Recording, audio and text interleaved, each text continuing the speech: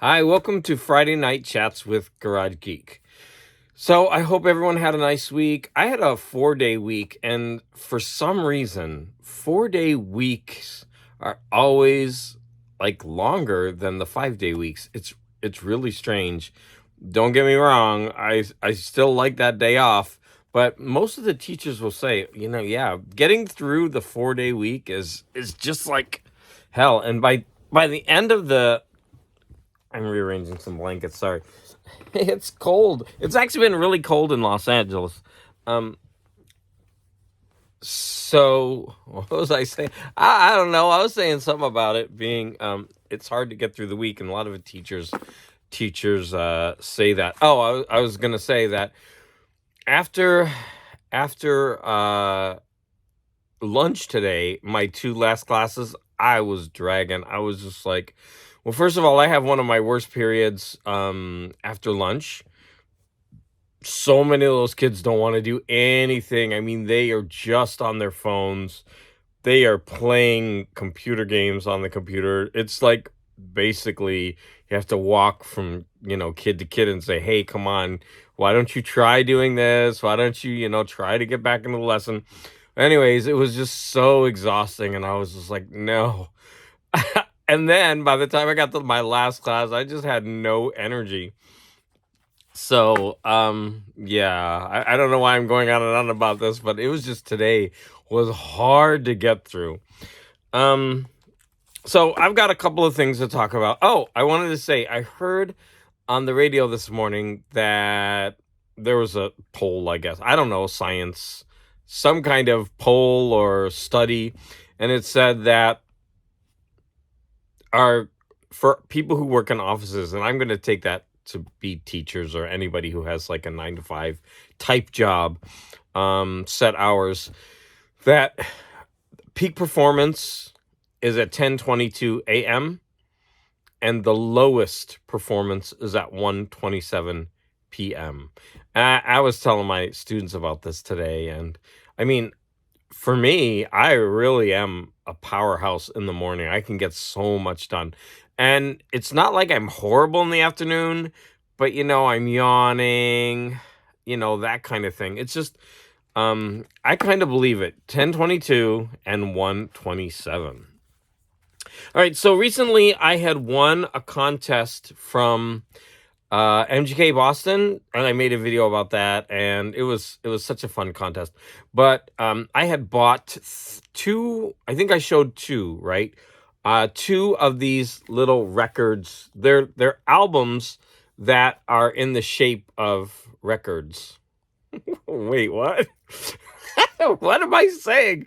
Okay, so they're CDs that are vinyl replicas. Okay, I think that came out better. The Japanese ones are called paper sleeves, but they're actually slightly a little bit larger. Ooh, I have one right over there, and I wish I grabbed it to show you. But so the final two that I ordered came, and I just wanted to show them. This one was super cheap. It was only $5 or $6, and I thought, why not? I listened to it partly, and it was interesting. It's guitar, and so I'm gonna, for that price, I just went ahead and threw it in. It's got the weirdest cover, and the back. These little obi strips come off, and you can actually just slip them inside.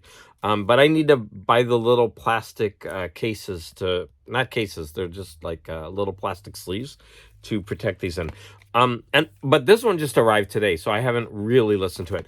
This one is by Rare Earth, and it's called Dreams/Answers. I really should have taken this off. But it's got this pretty cool psychedelic art. I'm sure Cosmic Brian has this one over at Cosmic Vinyl. I'm sure he has this one. Which reminds me, so many of you, I'm so sorry I'm behind on a lot of videos. I am not abandoning you. It was a busy week, and I'm going to, I actually had a busy weekend last weekend too.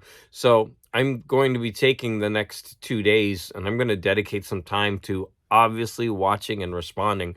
I also got some new subs, and every time I get a new sub, I go over and watch a video or two and comment so that I can get the conversation going. So I'm going to be doing that this weekend. So anyways, back to these. So I was very thankful. I love these things. So I before I go into the packaging, I've been listening to this over the last couple days, but I have a short in my stereo.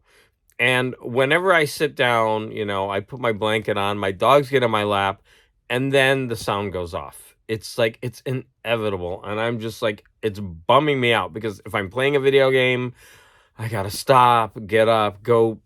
It's a short, so I just basically have to wobble the sound button, and it comes right back on. And I've tried taping it, and taping it will last for a little while, but it slowly comes out again. So I got this annoying short in my stereo, and I've had this stereo for such a long time. It's a great stereo, so I've got to think. I've got to ask myself, do I just go ahead and get it fixed and pay they're going to charge at least 100 probably just to open it up and solder one little thing probably in there, or do I go ahead and buy a new one and like move up?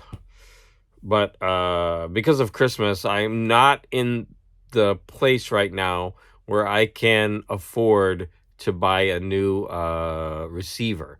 So those are things that are on my mind, but man, is it annoying.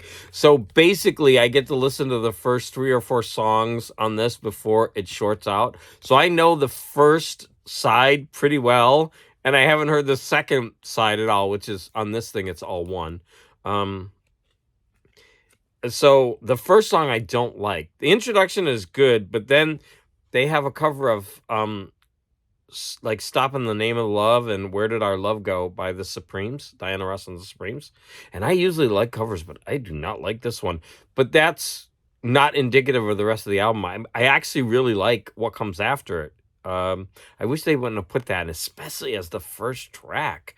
If there's one of those videos out there where you could like, hey, the first track is horrible, I'm gonna remember this song and put it on one of those videos. There's this great song that I like, "King of a Rainy Country." That's a pretty cool title. There's another one called "Land of Nod." Yeah, so far I'm really enjoying this. So what I want to show is, you've got the vinyl. I'm sorry, the sleeve, the cover. What do you call this? The cover, the vinyl album cover. And then when you pull it out, if there are any inserts, they put them in there, and then they give you the sleeve, and then the album when it comes out, it actually looks like a little vinyl. Here, I'll pull one out just in case you didn't see my other video on this topic. So I'm going to pull this one out. This is from the other one that I got. And then when you pull it out, it looks like a little vinyl. Even it's got, oh, is that going to come through? It even has like, yes, right there, like little grooves, like as if it were a vinyl. Now, some people, and it's got the original labels. Now, some of the people online are complaining that the sound quality is really bad. Again, I can't attest to it because I've never had these in any other format. I purposely picked things that I don't already have just to expand my collection.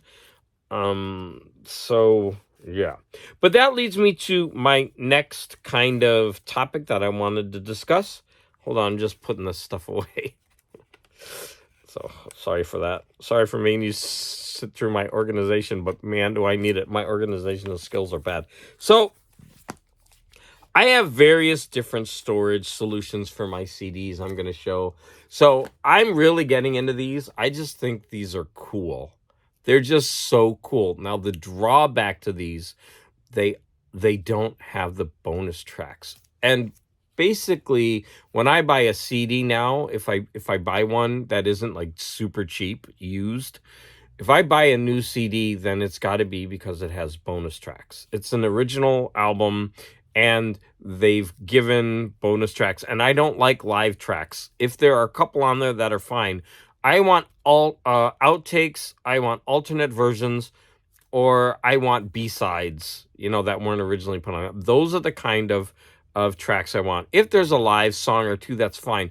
But if the whole bonus, like let's say there's an extra CD, and the whole thing is just a concert of it, that's fine.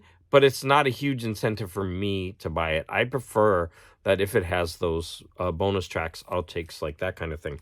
But back to what I was saying is when I was in Japan, I found these really cool envelopes that you put the entire package in. It's got a middle sleeve that protects the CD. It's like a little, it's like a padded sleeve thing in the middle. And then you have room for all the art. Nothing gets torn up or thrown away. So you've got the entire back, you've got the sides, and then you slide in the front. And I think these are great. But the problem is they were only available in Japan, so I don't have access to them anymore. I loved these. One other problem is it's kind of cumbersome to take them in and out. Okay, from that. And I recently showed this. So this is the, I don't know if this is a Japanese one, but this is a vinyl replica of that. And to my mind, this is far superior than this. I mean, art-wise, this is just its own little thing. It's gorgeous. But the way that I'm doing them now, my CDs, is I've been putting them in these sleeves like this, and it's got a front flap for the CD art. It's got the entire back booklet, and then you have the CD. There's it's fine. Nothing's thrown away. Nothing's torn up. Like in the old ones, you would have to you'd have to remove, the spine things to put them in, whatever. This to me is okay. I don't mind it. It certainly saves a lot of space. This one to me was preferable, but they're not available here. These are readily available, so I've moved into these. And then, of course, if these are available, I like them. But this is more modern for me to get into, if they're available. So these albums, mini albums. I just think these things to me, I'm just like gushing. I love these things. But I only have like about 15 of these. So what do you think? First of all, do you still keep all your CDs in the cases? I couldn't. I mean, I have thousands, and at a certain point, I didn't have the space. So I had to do something like this, and this is what I did first. And then this is what I did more recently. So what do you think of those? Or any of the other things that I mentioned? Let me go ahead and take a sip of my... Ooh, we're shaking. It's California, but it's not an earthquake. All right. Ooh. I had to put this is tea. I had to put my tea on the table, and the tripod is clamped to it. All right, so let's go ahead and start talking about movies, shows, books. Oh, before we get into that, sorry, that was gross. I started watching House of Dragons a long time ago, and I really liked it. I just got busy for some reason. I stopped watching it. I had one or two problems with it, but overall, I really enjoyed it. And I got to episode 5, I think. And so I got to fix this. And so I started watching it again this week, and I watched episodes 5, 6, and 7. So sorry, no, I had actually gotten to episodes 1 through 4. So I watched 5, 6, and 7. I still have to watch 8, 9, and 10. I really wanted to finish it for this, so that I could talk a little bit about it. I mean, I won't be giving spoilers if you haven't seen it. Or if you don't know it, just in case, House of Dragons was the Game of Thrones. It's kind of like a prequel. It's before in time. And I just think it's a stellar show. It's so good. But I'm going to tell you one problem I have with it. All of a sudden, like, it's so good, but then there'll all of a sudden be an episode where things just come to a grinding halt. Now, there was one episode where there was just so much sex, and you would think, oh, that's good. No, it was boring, and it just kept going on and on. And so, in one episode that I watched, they were at a party. I think someone was getting married, and all they were doing was looking at each other. Let me put my camera down a little bit. So all they were doing was looking at each other like this.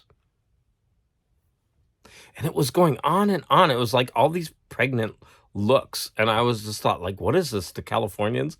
Like, they just keep looking at each other. It was like, and it's going on and on and on. And I just got so sick of it. And then two characters go out in the desert and they just, have sex. And it was really long. I was like, okay, I get it. They're having sex. I know this is an HBO show, but I do not want to watch Matt Smith having sex. Sorry, Matt. There's nothing wrong with you or your body. I just don't want to watch. I don't know. Like, I don't mind seeing you have sex a little bit, Matt, but I don't want to watch it for like 20 minutes. I'm not into that. Okay. So I just didn't want to watch it. I know I sound prudish. I'm not. I'm really not. But it was just boring. I was like, let's get to the dragons or something. Let me watch the dragons have sex. That would be more interesting. So anyways, I still have 3 episodes, and I'm telling you, it is very good when it's good. But there are a couple times where it kind of just like, we're putting on the brakes for the next 20 minutes, and you're going to watch people at a party looking at each other, not saying anything, and then having like really long sex. Okay, let me go ahead and start talking about the books and the movies. So let's start with this book. So I actually finished this last Saturday. I should have talked about it in last week's episode, but I just didn't finish it. And so I left it for today. And so that is The Swimmers by Julie Otska. Now, this is not the first book that I've read or listened to by Julie Otska. I actually am a big fan, although I've only read 2 others, I believe.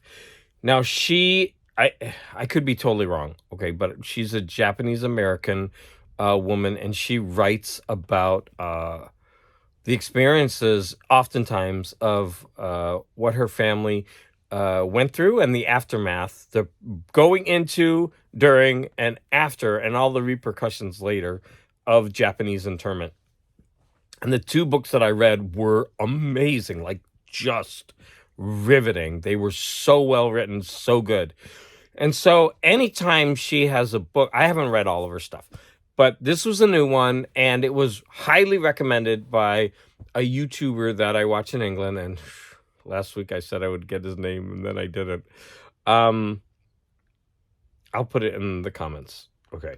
So he really recommended this one. So I was like, okay, I really respect his opinion. So I'm definitely going to read this. So I immediately went to the library website and I got it.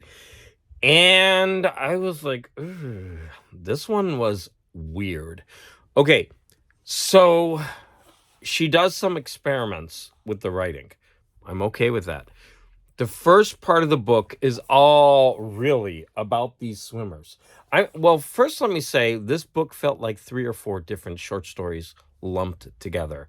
I don't want you to call it a novel if that's what you're going to do. Now, they were intertwined, so you could call it a novel because they are. Okay, so the first section is just like you're someone who is watching what's going on at this underground swimming club. I mean, it's just like, it seems like they're a family and a community, not a family, a community. And their lives are intertwined while they're there, but then they go their separate ways out, and how they're interwoven. And the style of the book, to be honest, I can't remember, so I might say things wrong, but she plays with style a lot. For example, the one section is all second person, and it was annoying as hell. I hated it. It was like this, and I am not kidding you. You remember this, da-da-da-da, one sentence. You remember this, da-da-da. You remember this, da-da-da. You don't remember this, da-da-da. You don't remember doing this, da-da-da. You remember It went on and on and on, and it drove me nuts. It was second person, done in the worst style. Now, I kind of get it, because later in another section of the book, which was the best, Okay. It's where a daughter is interacting with her mother, and her mother has not Alzheimer's, but another kind of like rare disease that she finds out about later. Right. And so the daughter is a writer, so very, very like autobiographical if it's not. Okay, but it seems like it could be. And it was the best part. I mean, because then it was mentioned about, internment and, the after it was really good. And the first part about the swimmers was really interesting, right? It was really good writing, but it was just like, okay, I can admire the writing, but I wasn't digging okay, there was no plot. It was just description. Okay, like these people are in the swim club, they meet at this time, then there was a crack and it's supposed to be all metaphysical and it's like, okay, I get it. There might be other layers, but it was like I admired the writing. I'll just say that. I did. She's a great writer, but it wasn't captivating enough until that last section. And that one section that written in second person, which I think actually the first part of the book was also written in second person. I don't know, but I can't remember. But that second person part, thankfully, wasn't as long as the other ones. I hated it. You remember this. You remember this. You don't remember this. You remember this. You remember. It went on and on and on. I was just like, ugh. So I cannot recommend this book unless you're interested in some kind of experimental writing. You might really enjoy it. I actually enjoyed it overall. I admired what she did. It was just, how do I say this? I liked it and I didn't like it. I'm glad I read it, especially for that last part. The last part is excellent. Okay, I'm going to move on. Julie Otska. All right, so then I read the second book in this Richard Stark. His name is Parker. So it's basically a thief, and his name is Parker. And it says it right there, a Parker novel. I don't know how. Oh, I remember how I stumbled across this. Okay, but this is the second book in this series, and I absolutely loved the first one. It was so good. It was riveting. It's like you're really learning how to be a good thief. And this one did the same thing. It was amazing. I was captivated from beginning to end. The description, the writing. I also think the person who reads this is really good. He captures the voice of the character. These books are good. Now, there's going to be some misogyny. There's also some, how do I put it? It was like anti-gay. Okay, it was written in 1963, I think. And you also have to think of it as the narrator, the person who's telling the story, is a thief, and he's not going to, be the most upstanding citizen.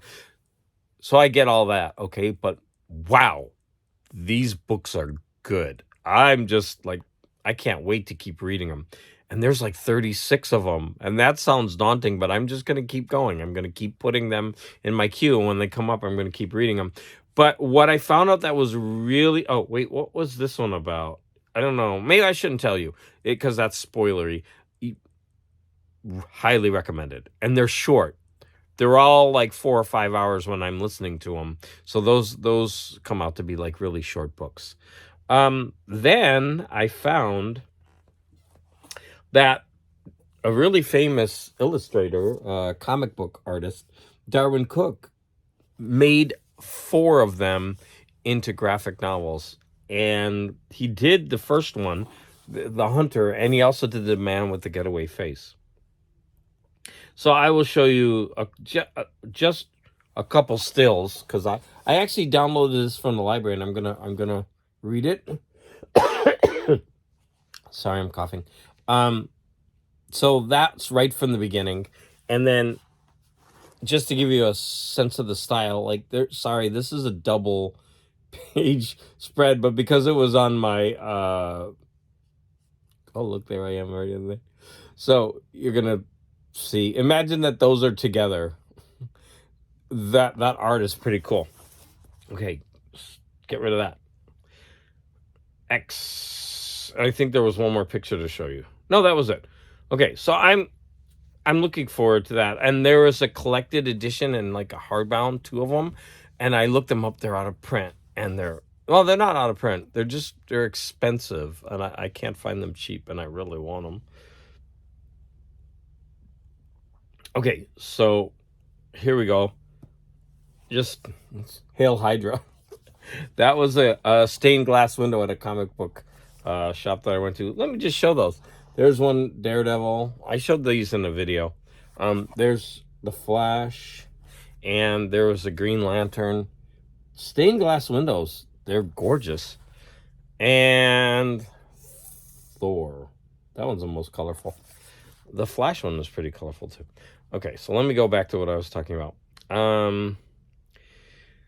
So the next book that I read, I actually wanted to finish it, and I finished it like right before I did this. I just wanted it done so that I could talk about it.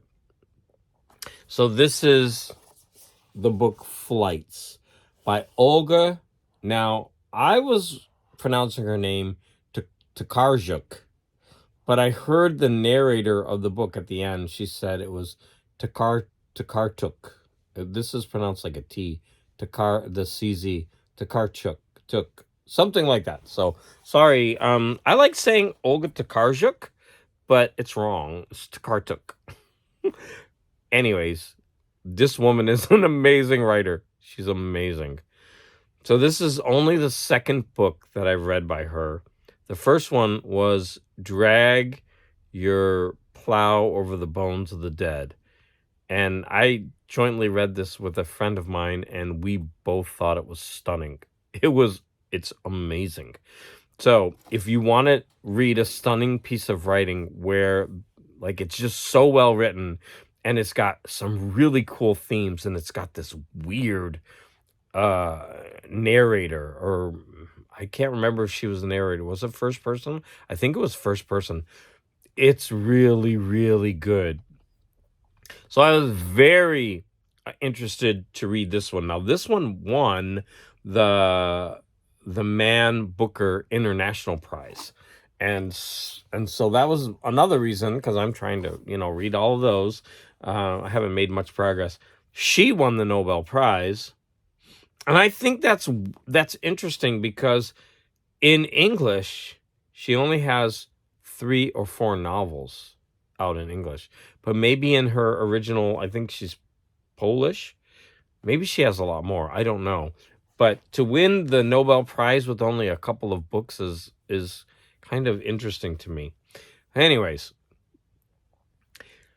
this book I got originally, and I was listening to it, and I only got 1/3 of the way through it, and I had to return it to the library. I just didn't get it done in time. So when I got it back, I'm usually really good at, like, I just rewind it just a little bit, and I'm able to pick up on the narrative thread easily. It's usually, no matter how much time has gone by, I'm like, oh yeah, and I'm able to, I might not remember every single detail, but then they come back. I couldn't remember anything. Now, I remember talking with my friend when I first started. I was frustrated with this book. Number one, she's an amazing writer. I am not faulting her for that. This book is so well written. In fact, I'm going to talk about, well, I could just say it now. I really would like to read this book again. But when I first started it, it was so disjointed. And so I found out later that it's a fragmentary novel. Like, just call it a group of short stories. So basically that's what it is. They're not really related except thematically. And there's basically 2 major themes. It's all about people moving from place to place, flights. And then another major theme seemed to be about preserving bodies in a certain way. But besides that, basically my friend was complaining how so many of the stories aren't resolved, and that's one of the issues, right? You're reading these short stories and you expect resolutions, but they always just move on to something else. And I guess that's part of like the theme, or what's going on in this book. But it is frustrating when you've been listening to this story that you're really wrapped up in, and you want it resolved. You want to find out what happens. So her strength is that she's so compelling. Her language is so good. The way that she writes is phenomenal. And I if you're at the end and you just want more, that just tells you what a good writer she is. Now, I would like to listen to this book again because a lot of the stories in some ways are related and some of them come back, not all of them. And so I would like to read it again, not only for the language, but just to see more of the connections. Because, like I said, I listened to the first third a while ago, and some of the stories came back. I mean, I noticed them, and I thought, oh, now I need to hear that part again.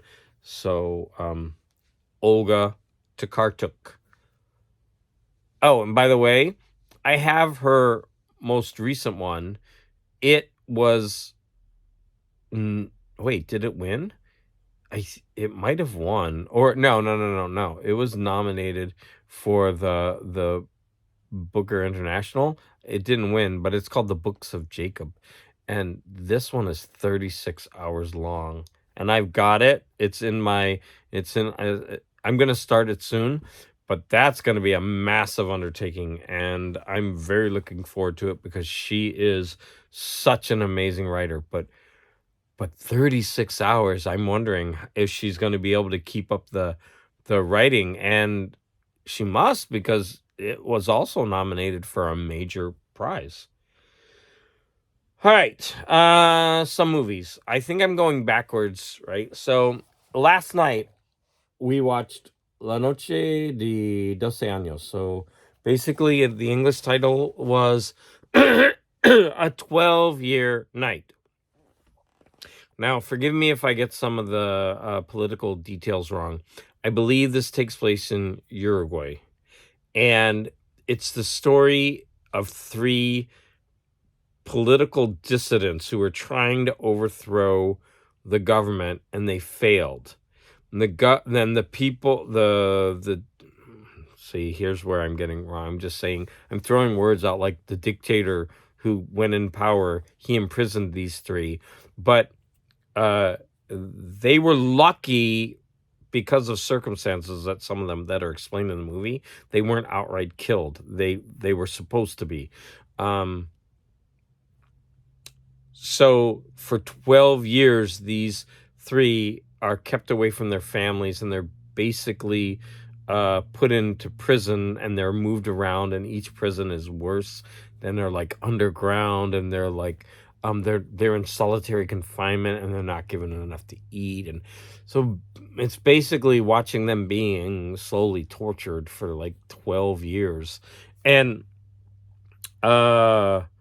when they get out later, one of them goes on to be the president of Uruguay when he's 75. I didn't know that while I was watching it. They say it at the end. This movie was excuse me, very slow, but in a very good way, right? Because you're watching what these three go through, and they're just basically being, shuffled from place to place, and they're, being prisoners, but under horrible conditions, right? And it's a very good movie, but you have to take it with a grain of salt. Are you going to be someone who wants to watch something like that? But I say that I really, really enjoyed it. A couple things that I want to say. There was one scene in the movie, and then a song starts playing. I was like, whoa, what's this? This woman had such a striking voice. And oops, I didn't write her name down. This is bad. And she starts singing, and I was like, oh no, this can't be the song, right? Yeah, she was singing The Sound of Silence. She was singing it a cappella. She was singing it with this very rich accent. And the way she was singing it was so haunting.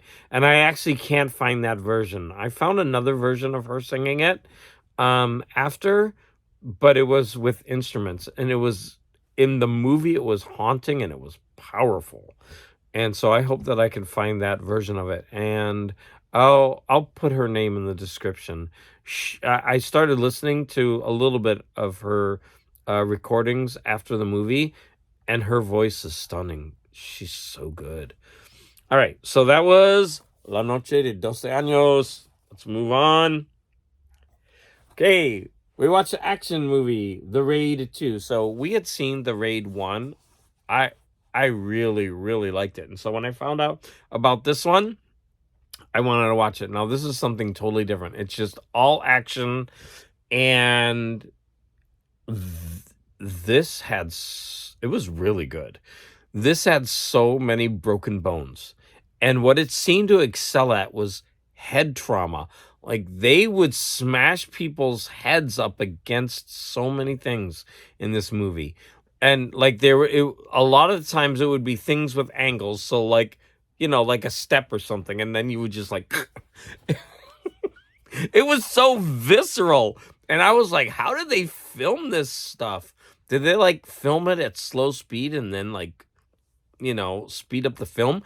Because I really couldn't see how they filmed some of these action sequences without people really getting hurt. So I don't want to say it's like a karate movie. It's not. What do you? There is some. Let's call it a fight movie. There's tons of fight scenes, right? And they do use a lot of what is kung fu, karate? What do you call martial arts? They use a lot of martial arts in this movie, and so many scenes are beautifully filmed. But it's a beautifully filmed violence. I recommend it. It's so good. So that was The Raid 2. And if you haven't seen The Raid 1, I highly recommend that one, but I haven't seen it in a long time. I was going to say another thing. No, never mind. That was from the other movie. We're moving on. So we watched Jurassic World Dominion. Now, I thought to myself, okay, another Jurassic Park movie. I'm going to watch it because it's, dinosaurs and special effects. I started watching it and I was so into it. Like the first half of the movie, the science is really intriguing and everything that they set up. I won't spoil it, but there's a whole bunch of ecological issues, animal issues, science themes that are very current. They weave it into the story very, very well, and I was really intrigued by all the ideas of the movie. Of course, halfway through, it becomes dinosaur like chase. We were running away from multiple dinosaurs, and all of that was fun, but it was what I expected. I didn't expect it to be deep like it was at the beginning. I don't know, maybe just the ideas of the movie really intrigued me, and so it kind of hooked me in. And then, of course, I was expecting all the dinosaurs and the special effects, and it didn't disappoint. It was all of it well done. So, if you've seen it, okay, I'm just like hacking, moving the camera all over.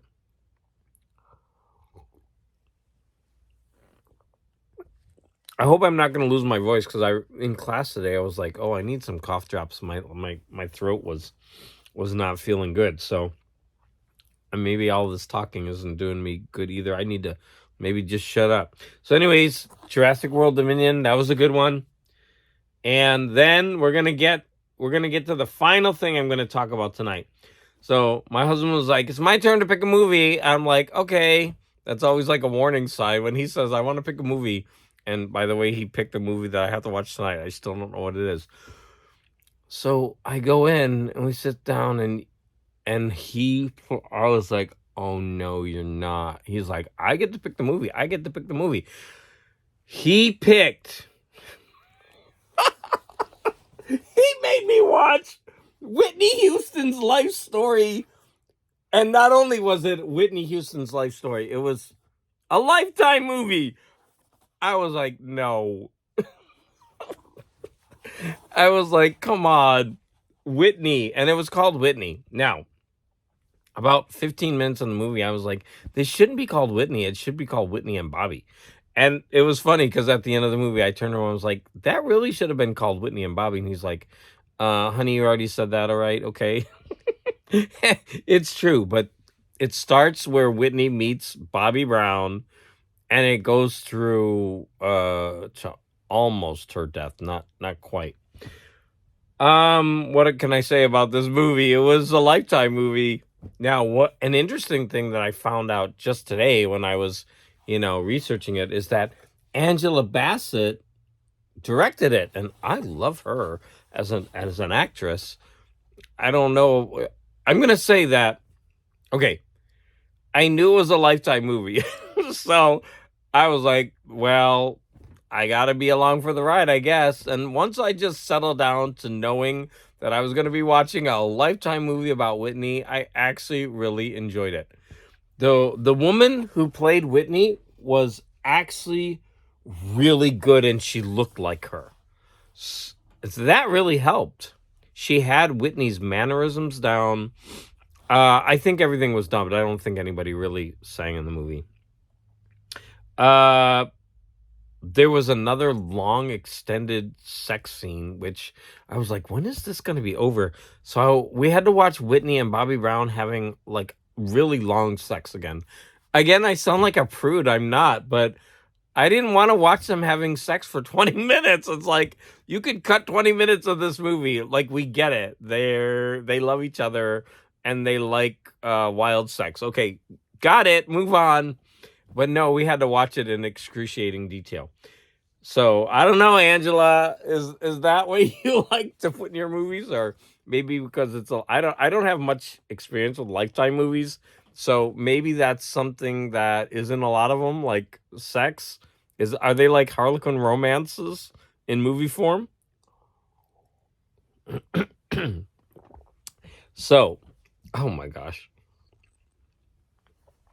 So, anyways, I had to sit through this movie, and then I turned to my husband at one point. I was like, at least they're not, they went through the part where she was in the bodyguard and everything, and I Will Love You never played. I was like, well, we were spared. I was like, oh, they probably didn't get the rights to it because it's really expensive. Nope. They ended the movie with that. I was like, oh. So that was the way the movie ended, and I was like, But anyways, for a Lifetime movie that I was forced to watch, I kind of enjoyed it. But I have some questions about it. I don't think it was accurate. Like, there were so many things in that movie that seemed to go against what was in the news. Of course, you can't trust what goes on in the news, but it starts when Bobby Brown and Whitney Houston meet, and Whitney Houston supposedly was already using drugs, and Bobby never did. And then wasn't Bobby Brown accused of hitting her? That never came up. Is this all wrong? I don't know, but if you know anything about this, I'm curious, but it seemed like, again, I could be totally wrong, sorry. It seemed like it was made by Bobby Brown and was like kind of shifting the blame but I could be wrong. I don't know. Like, I don't follow Whitney Houston or her life. It's just what I heard in the news. And I don't know. It was a Lifetime movie. So there you go. That's everything that I have to talk about in Garage Geek's life. If you're a YouTuber that follows me, thank you so much. I'm going to get to your videos this weekend. I'm going to be commenting on them back to my old form. I love interacting with all of you out there. Oh, I want to say that I made a couple of art videos. And they're actually getting a lot of views, but I don't think it's from many of the views. Many of them aren't from my people in the vinyl community. The reason I know that is the people in the vinyl community who watch my videos usually leave comments, right? But I'm getting views, but not so many comments, and I am getting comments from other people. So I have a question for you. Do you think I should start a separate channel? Because I'm wondering if the art and the comics and the vinyl should be separate. because if someone who likes to follow me because of things that I do with vinyl, then they get all these, art things in their feed or comics, then they're going to be frustrated, and vice versa.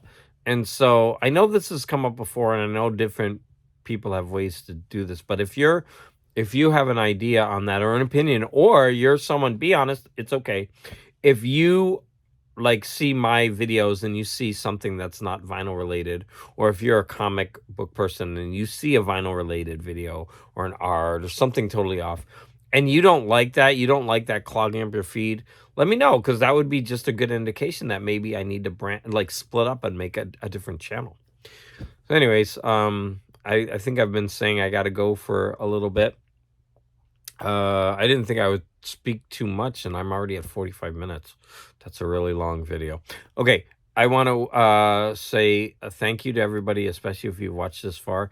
And everybody have a great weekend. Thank you for being with me through my cough and my drinks of tea. And everybody have, again, a great weekend. I'll see you next week.